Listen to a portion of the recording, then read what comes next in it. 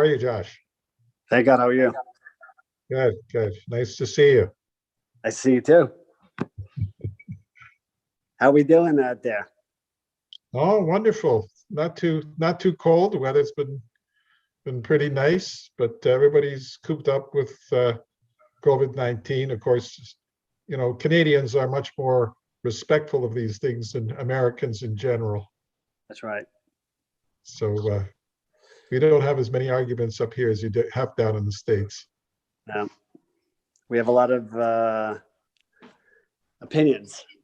All right, I'm going to cut in here for a minute. You guys will have the whole night to chat, the two of you. I see you're getting off lovely already. I'm just going to formally invite and welcome all the beautiful Winnipeg people. I'm going to give a big wave. Hi, Winnipeg. I'm sending my handshakes all through the internet waves. I hope you feel it and get the embrace. You know already the speech that I'm so excited to introduce tonight's speaker. However, really this evening during our fireside chat, I am really excited to introduce tonight's speaker. And the reason is because he is a very dear cousin of mine. He's my first cousin. My mom and his mom are cousins. And Benzi's, the world-renowned Gefilte Fish, is my Uncle Benzi. Your mom and his mom are sisters. Didn't I say that? You said cousins. They're even closer. Thank you. Sorry, sisters. Somebody's listening. Good. I'm so happy. I'm so happy. Thank you for that. So my mom and his mom are sisters, and we are first cousins. And when Shmuley and I were planning this event, we wanted it specifically to be in the month of Adar, because as many of you may know, the month of Adar, the symbol, the mazel, is fish. And we know that the story of Purim happened in Adar, and we know that it symbolizes that God's eye is always upon us. Just like a fish never closes his eye, God's eye is always upon us. And so we coordinated this evening to be a night of gefilte fish. We also thought it would be apropos right before Passover to get us in the mode, to get our taste buds starting to, you know, move around. And I just want to share two more quick things. When I think of my uncle and his family, it's a beautiful, incredible business. I've known it since I was born. I am so humbled by their dedication to their job, by their dedication to their community. I really think of like a fish whose eyes are always open. They always have their finger on when I need a phone call, when somebody needs a case of gefilte fish dropped off to their door. They're very in tune with the community, and they're a beautiful, beautiful, tremendous business. And I just want to give my hats off to Josh and the entire Raskin family. And the last thing I have to do before I pass over the mic for the night, the last thing I have to do is I have to make a very serious confession. I'm doing it publicly. So hopefully, Josh, you'll speak to the family and you'll see if I could get forgiveness on this. Okay. So pre-COVID days, I must say that we had lots of guests coming through our doors. And I would serve 3-course amazing meals, soups and brisket, and of course, Benzi's gefilte fish. We used to, before Sobe started to sell Benzi's, we used to take it over the border, a box of frozen fish. They would pack it for us perfectly, and we would take the fish loaves over the border. So I always had a stash of Benzi's gefilte fish. And I can't even tell you, from the youngest child at my table, literally, to probably the person who remembered it by their Bubba's Shabbos table, the gefilte fish always got the most raving reviews. And I worked hours and hours on hours on everything else I was making. And the gefilte fish was, with your help, was really simple. So when everyone asked me for the recipe, I would just be like, who and ha. And I would say, you know what? It's my uncle's, my cousin's recipe. It's the best gefilte fish in the world. But I kind of pretended that I made it from scratch. So this is a full-on, some people are smiling because they've eaten gefilte fish in my house. So Catherine, the secret's out. The secret's out. Let's keep it between us. All right. And without further ado, I'd like to welcome this evening's host. He goes without a title. His name stands before him. the smile and the interaction. We are looking forward to such a lovely evening of conversation between Mr. Elliot Roden and, of course, Josh Raskin of Benz's Gefilte Fish. So take Thank it you away. very much. Good evening. Good evening. I'd like to start off just by introducing myself. I've had a varied business career, and it's highlighted recently by my new website called helpyouretire.ca, which will make available to all Canadians information that will be very helpful to them in deciding when to take their Canada pension, Quebec pension, or old age security pensions. So that's been my pet project. After working for so many years to make a living, now I'm just doing the things that I'm really interested in. And that's what I expect to do for the next 20 years, at least. Don't sell yourself short. My interest in Chabad began many years ago when our family had business relations with Morris Steinman, Oliver Shulam of San Diego, previously of Winnipeg, who built the Orthodox synagogue in San Diego, and who was a very devout supporter of Chabad. And in my involvement with him, that I began my first contributions and involvement with Chabad. My awareness of the wonderful work that Chabad does on a worldwide basis, and knowing the people in Winnipeg who were involved in Chabad, led me to take on a leadership role in raising money for the Jewish Learning Center in Winnipeg. And I think that Rabbi Shmuley, Adina, and the whole family have helped bring meaningful Judaism programs to many in Winnipeg. So that's a bit of my background. As it relates to Gefilte Fish, as my wife has reminded me, I'm not the expert in the family. She is. Absolutely. So, I agree. so I've watched her make Gefilte Fish over the years. My father-in-law was involved in the fish business. He used to haul fish from Lake Winnipeg down to the States, and then haul fruit on the way back. And I'm not sure, Josh, if what the sources of your fish are these days, but I'm sure in the past years, a lot of it did come from Lake Winnipeg. So It's actually all of it comes from Winnipeg.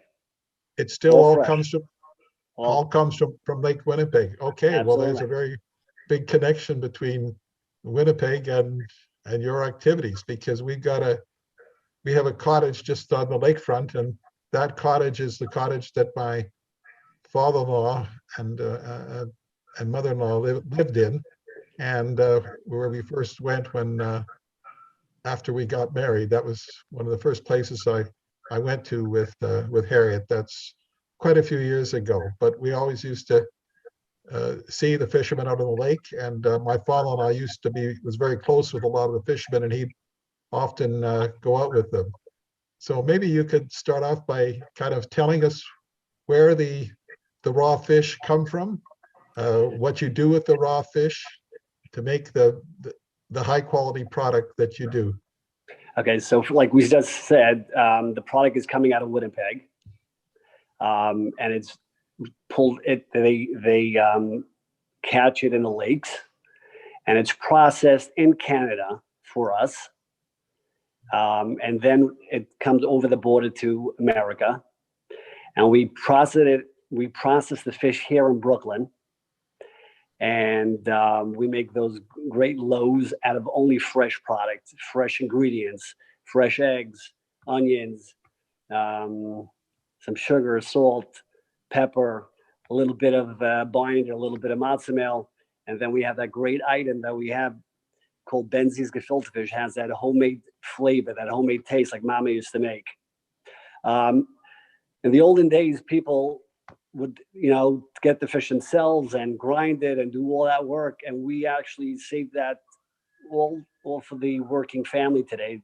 With the hustle and bustle, we don't have time to really go down, grind the fish, and bone it and skin it. And so we do that all for you. And in today's world, where it's world of instant gratification, we don't have time. We're running, but we're so busy. Not one moment, is worth so much time. So that's what we do for you. And we bring that flavor to your house, to your home. Like what is the best? What should you have with the fish? What do you suggest? Well, Benzies actually makes horseradish as well. You make it horseradish as well? Yeah, I like to actually show you a picture of it. Show me, yes. Show us. Hold on 1 second. I prepared some stuff here. So here's our Benzies horseradish. It actually comes in 2 flavors. This is the sugar-free, sharp. Also, Benzies has taken the gefilte fish, and we don't only make the one log. We give a lot of options. For instance, a larger family, they don't need to buy 2 of the logs. They can buy 2 smaller logs. So we have a twin pack right here. This is actually 2 1-pounds. So it's bigger than the regular log, which is a 20-ounce, but it's not that big. So if you need more, you have it. If you want a bit less, you have it as well, because it has 2 logs of 16 ounces. So that's another option for a bigger family or a smaller family that doesn't really need the whole big log. And in the theme of Shabbos, we also have a parv kishka. You make the chont and you want to have that delicious kishka that the mom used to make at home. So we have a vegetarian option. It's called Benzi's parv kishka. And we also make other items. We also make other items like tuna fish, and we also have a jarred gefilte fish with our recipe. No MSG, and we have it in a Passover version, a daily version, and it's a really high quality product. And all of it's subject to kashrut supervision on a continuing basis? Strictly kosher. For instance, the tuna fish that you're looking at right here, we have a rabbi go down to Thailand and watches the process as the fish come off the boat, and they gut it, and they take the skin off, and they cook it. That whole long process, the rabbi is there from the beginning to the end to make sure that there's only tuna and no dolphin or any other species, God forbid, to fall into the can. And our product is, the highest quality possible. There's no fillers. Other tuna fish, they put in a vegetable broth. That's like a filler. Our tuna is strictly water and salt, and it's strictly kosher to Passover and for all year use. So we have 5-6 different varieties on the tuna. So that's a little bit of the Benzi line. So how do you distribute that to all your customers? Do you have distributors, or do you ship direct to individuals, or how do you get the product, and how do you make sure that there's no deterioration of the product while in shipment? Well, when we ship out of the country, they when it goes to a freezer, that we have a temperature gauge that is put into the container. So when it gets there, actually the food and drug would check it, make sure that it's up to par, make sure that the temperature stays along the correct temperatures throughout the whole voyage. Sounds like when you're shipping a vaccine, that's the same thing. Yeah, almost. So that's what happens when it goes, let's say, to Australia. When it goes locally to, let's say, California, Florida, it goes on temperature controlled trailers, and it gets to the destination and it has to be delivered to, and then it comes off the truck. They have to take care of it. They put it in their own freezers. So that's how it travels. You don't ship it directly to individuals, then that you wouldn't be able to have the right temperature controls that if you did. We don't go straight to the consumer, but we do sell directly to stores and Right. mom and pop supermarket chains. So we do a lot of that as well. Mhm. We also make a herring. We import herrings.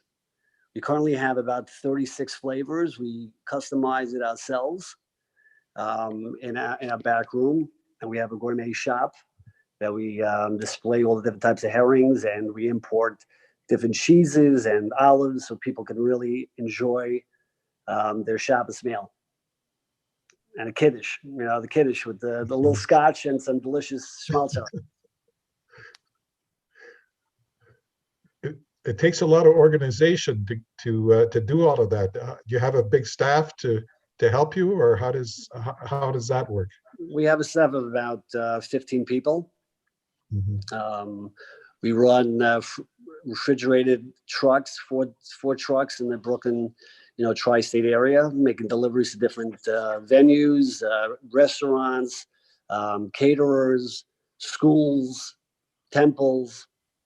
We supply them with their herring and their gefilte fish and different items that would help them make their Shabbos meal a beautiful one, enjoyable one.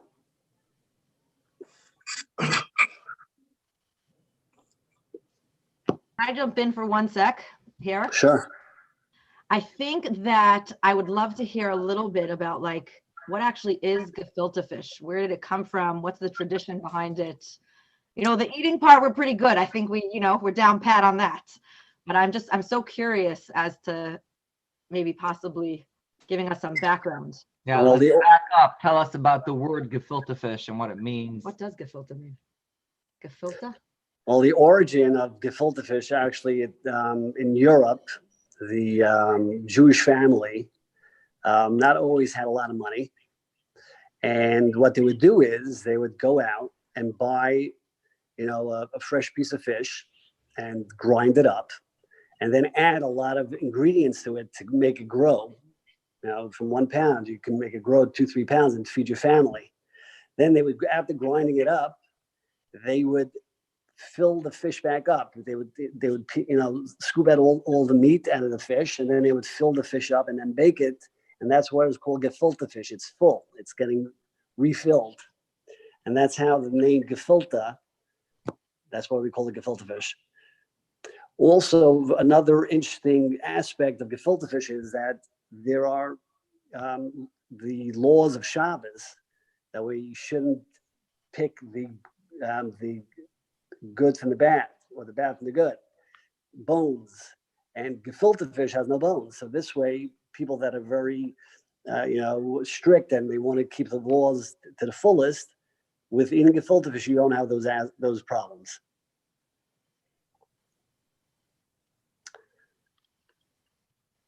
Hello. What does gefilte fish go best with? What do you? We're all accustomed to what we have at the Passover, but during the year, I think it's often people we focus on just Passover, but it's really it's a great year-round food. How does it work from a nutritional point of view, and what are the best things to have with your gefilte fish? Well, firstly, gefilte fish is not only that boring log that you put into a hot boiling water. You can actually take the gefilte fish and make fish patties, fry it up. Or you could take it and roll it in some matzo meal or breadcrumbs and fry it up also. It's really delicious. You could take the log and you could put in tomato sauce with vegetables and make a stew out of it. It's really delicious as well. And if you want to pair it up, you could fresh salad, delicious challah. Who's your big competition? No competition. Is there We no have no competition? You've got such a high quality that nobody really competes with you? Nobody. Number one. Number one. Well, that's the way to beat the competition. The high quality always,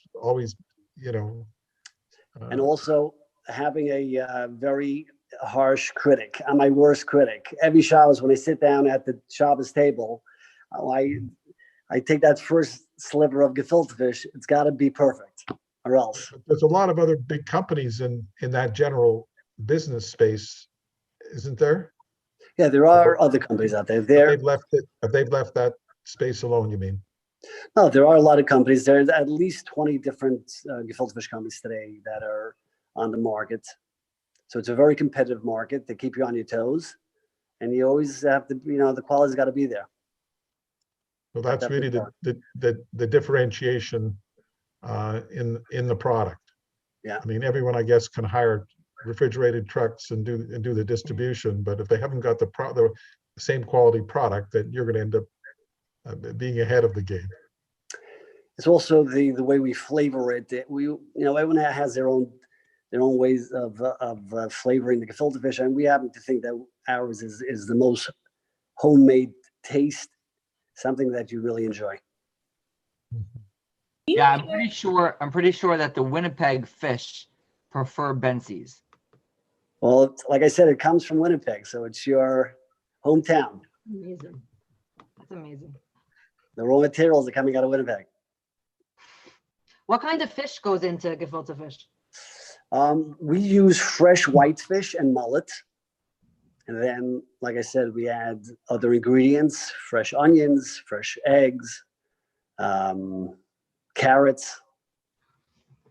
But all gefilte fish are made the same way, like in terms of what fishes are used, what types of fish are used. Well, some countries, they can't get the whitefish. Like let's say Israel, it's very hard for them to get whitefish.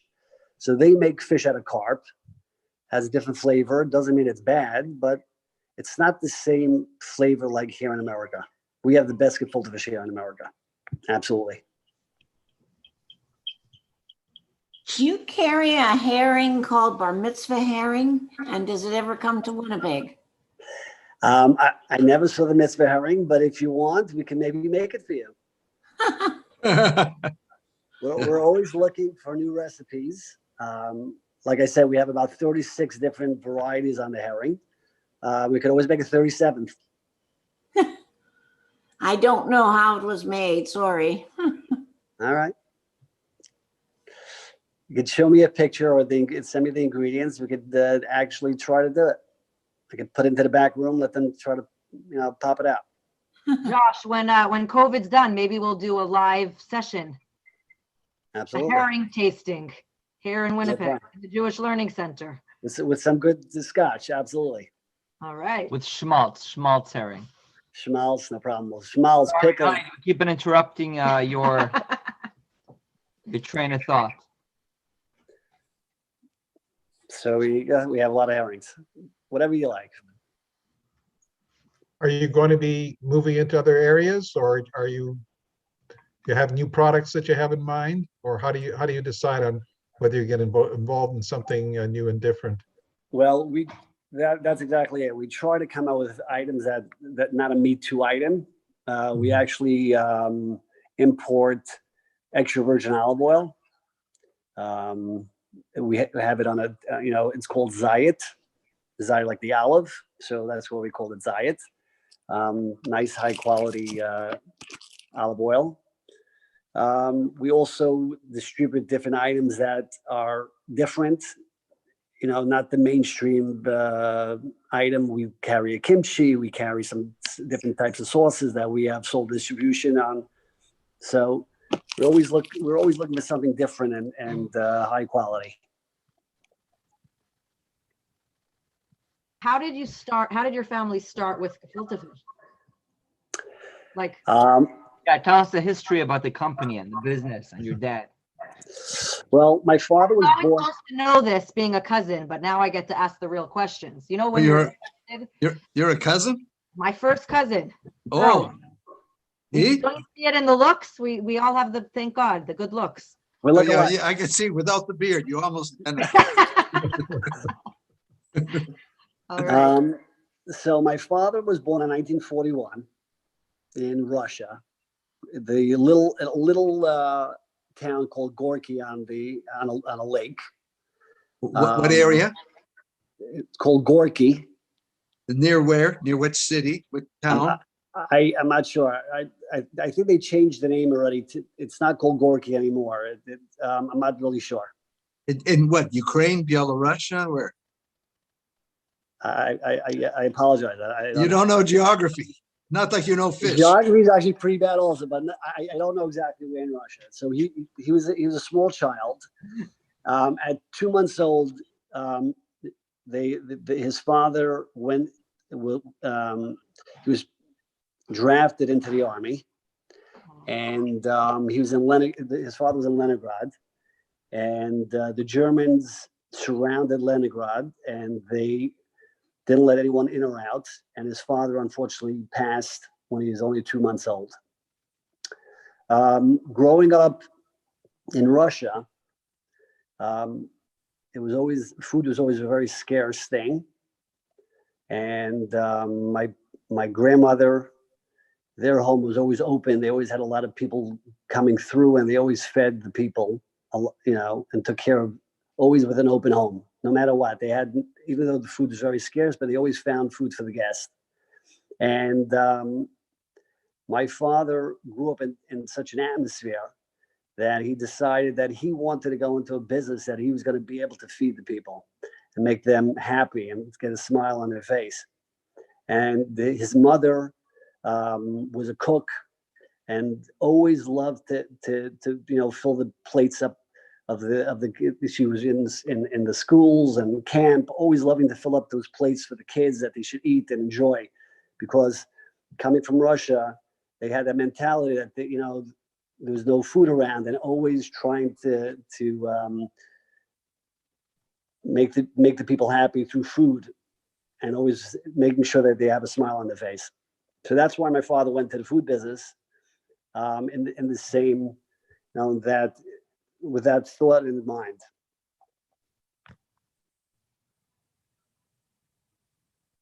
So when did he come to America? I think in 1946. I'm sorry, 1951. 1951, he came to America with his mother. He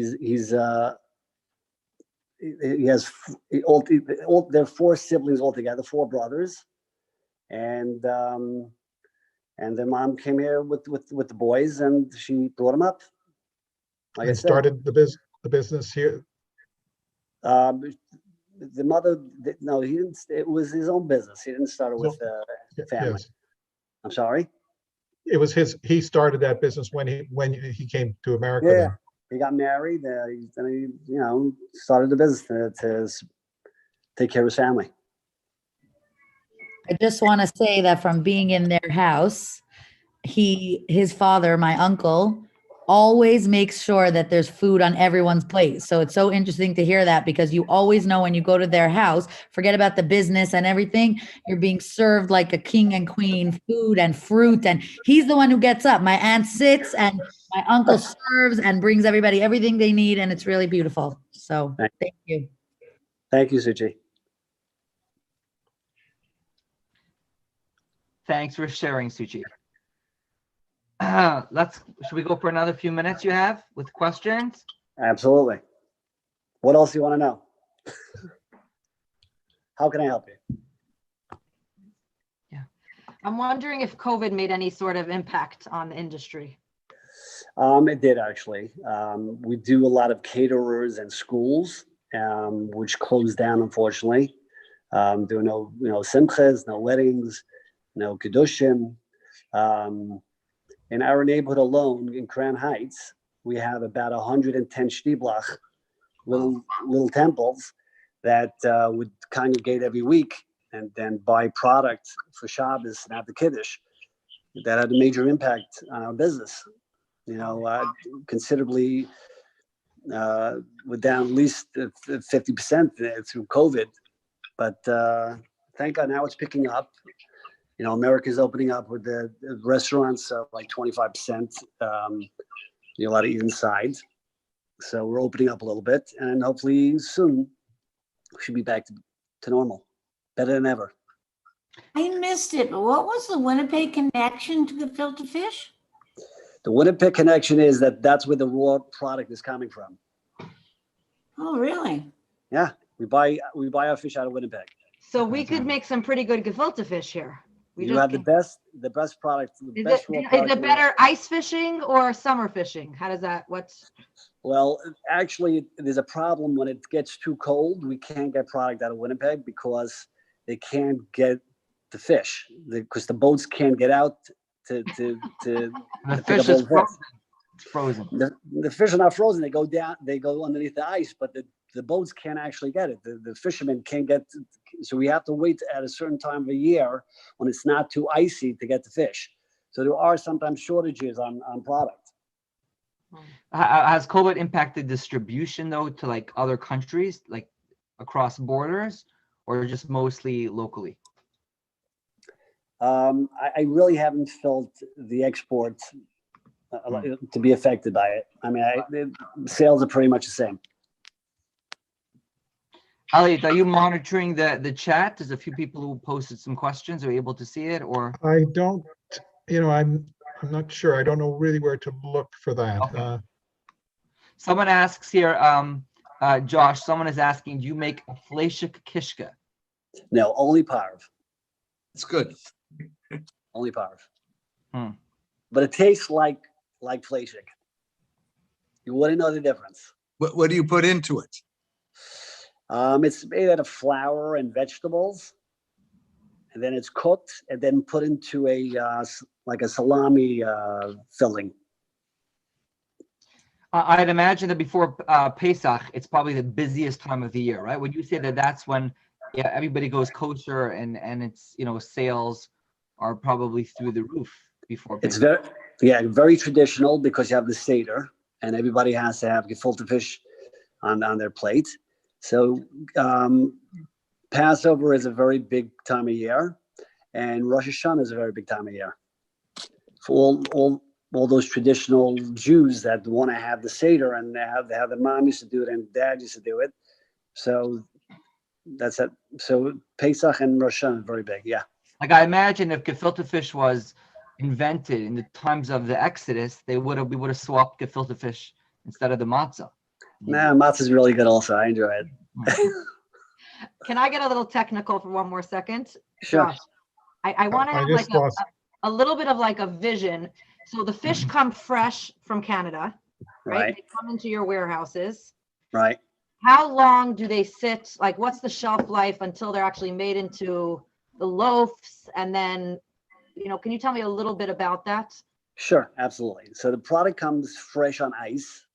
Mm. And then it's, I would say it ships out, let's say, Thursday out of Winnipeg. It arrives here in America Saturday night. Sunday or Monday morning, it's delivered to our door. Within the next 3-4 days, everything is produced, packaged, and frozen. So it's like within a few days. And then we keep product at a very low inventory because we like it to be fresh, always a turnover. And we don't like stockpile 1,000 cases. We like it to be fresh. We make fresh every week. And this way, you can taste the difference. How long does fish usually last before it needs to be? I think the FDA, I think they say a year in a good frozen freezer. Oh, well. If you keep it, frozen very well, it should last a year. All right. When I was a yeshiva boy, I visited Russia once to make a Passover Seder with a friend of mine, and I had no knowledge about preparing food, Pesach food, especially fish and meat. So we were looking up recipes and being guided over the phone. And I remember my friend, he took out the gefilte fish from the freezer, the logs, and he basically took him out of the wax paper. Yeah, and we waited until it defrosted before trying to put it in the pot. Pot, exactly. And then it fell apart. Exactly. It turned into the gefilte fish soup that you. It came into a soup, exactly, a stew. Yeah. Yeah. Oh, someone asked a question about salmon gefilte fish. We make that as well. We do make that. I just want to get back to what you were saying about the gefilte fish, that if you take it out of the wax paper, you can actually make your own balls and then put it into the boiling water and make your own fish balls. We actually have those directions on the label for all those that want to make it like very homely and like make it look like they made themselves, give them their special touch. So you could actually make your own fish balls. Frosted. Where do you distribute to in Winnipeg, Josh? Who do you sell to here? I must be honest, I don't know. We have different distributors all over the world. I see. The distributors handle all of that. So you don't deal directly with the big chains. Desserts Plus used to carry it before anything. Desserts Plus used to carry it. And then now you can get it in Sobeys on Taylor. Yeah, we sell it into Canada. I'm on the search. If anyone finds it anywhere else, let me know too. But that's been my recent research. Sobeys on Taylor. It should be in Toronto and Montreal as well. Great. And Vancouver, I imagine. I hope so. Yeah. In Toronto, we get the horseradish too. The sweet horseradish is delicious. Oh, really? Really good. Thank you. I could ship it to anyone in Winnipeg if they want. I live in Toronto. We want the schmaltz herring. We want the schmaltz. We'll get you some schmaltz. I personally go for the cream herring. You don't go for the cream herring? We don't know. We have to cover. Too many options. Too many options. We're going to have to bring you some Benz's kichel. We make 5 varieties of kichel. What is kichel? What's kichel? Cookie. Kichel. It's like a flat cracker that you put your herring on. So you put the herring on the cracker, then you put it into your mouth, you eat it, and then you take a nice l'chaim, and everything's great after that. I wonder how many of you have actually had that before? If anyone's screen is on, can you just raise your hand? How many of you have had kichel and schmaltz herring? Herring and cracker. It's wonderful. Oh wow. Okay. Awesome. If we ever do a little tour of New York, if we ever come to visit together as a Winnipeg group to New York, we're going to come visit you, Josh. You know something? I just want to tell you concerning coming visit. We actually have people come visit our store, and we have a herring tasting. The people come by, there's a herring tasting. They come, they try all the different items, and it's really very nice. So if you ever want to do that, call me up. We can book you. We'll have Mr. Benz himself take care of you, and he can give you some background, and I think you guys will enjoy it. It's nice. Really nice. So Elliot, you want to wrap this up? I think Josh is giving us a very comprehensive explanation, and I'm going to have to go to Sobeys and check it out. It's got tough competition against my wife's gefilte fish, but I'll give it a shot. I'm sure your wife is better. All right. It's interesting how all of our holidays, all of the Jewish holidays and traditions are so connected with food. You know, Passover, we celebrate by eating matzah, shmura matzah, and of course, all of the delicious delicacies on the Seder table. But literally every single Jewish holiday is always connected with food. And so food is a very big and important focus or feature of Jewish celebrations and Jewish holidays. And so I hope we all get a chance. Why is that, Rabbi? Well,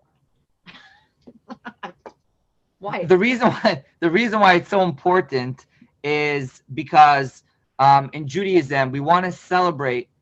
We want to celebrate in the physical with our families. We want it to be a celebration, not just of the spirit, not just by praying or meditating or going to shul, but we want to celebrate by eating and by celebrating, in a physical way, in a tangible way. God sent our neshamas, our souls, into our bodies, and we celebrate being Jewish in a very physical way. That is an expression of our love for God. Thank God for that. That's right. Yeah. Also, when you elevate the food by making a blessing on it, then that elevates the food to another level. That was from something mundane becomes spiritual. Thank you, Suji. Actually, the word fish in Hebrew is dagim or dug. Dug is spelled Dalid Gimel. Dalid is 4 and Gimel is 3. The numerical value of Dalid and Gimel is 3 and 4. So that equals 7 for the day of Shabbat, the 7th day of the week, Shabbat. So it's actually a mitzvah to eat fish, gefilte fish, and eat gefilte fish every Shabbat, not just on Pesach, but all year round, every Shabbat. Shmuley, you got to eat the right brand. Benz. All right. Thank you all so much for joining us tonight. I want to thank Josh and the Roskin family and Benz's for taking the time to share all of this with us here in Winnipeg. Thank you, Elliot Rodin. Thank you for sharing this evening and for asking all of those questions. And thank each and every one of you for joining us tonight to talk about gefilte fish. And we want to wish you all a very happy and kosher Pesach. Pesach is in 2 weeks. We have a lot of shmura matzah, a lot of kosher takeout, a lot of fish at Chabad available. So just go to chabadwinnipeg.org or just call the number at the Jewish Learning Center, and we will look after you. This concludes the very last Fireside Chat in our winter series. And so very soon we will be debuting a brand new virtual series beginning after Pesach in the spring, God willing. And we hope that you will continue to join us by participating in our courses, in our classes, and in our Jewish Fireside Chat series. Laila Tov, good night, everyone. Thank you so much. Good night. Thanks for inviting Good me. night. Good Good night. night. Thank you. You.